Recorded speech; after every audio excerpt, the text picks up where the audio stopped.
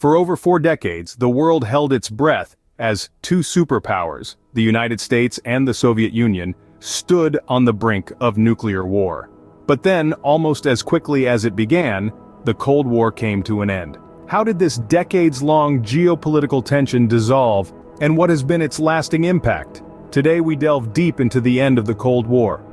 The final chapter of the Cold War began in the mid-1980s, with significant shifts in policies and leadership on both sides.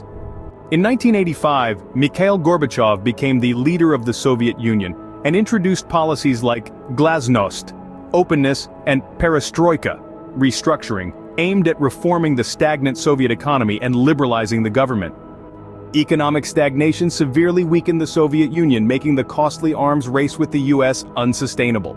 Several pivotal events between 1989 and 1991 marked the symbolic and practical end of the Cold War.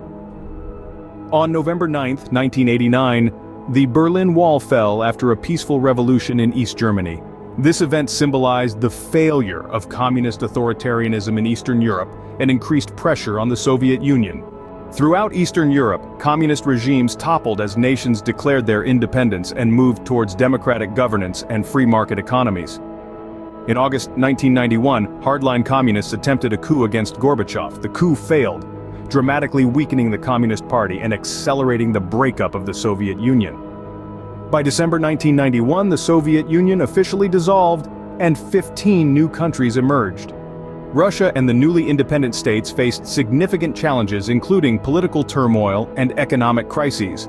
The transition from planned economies to market economies was particularly tumultuous.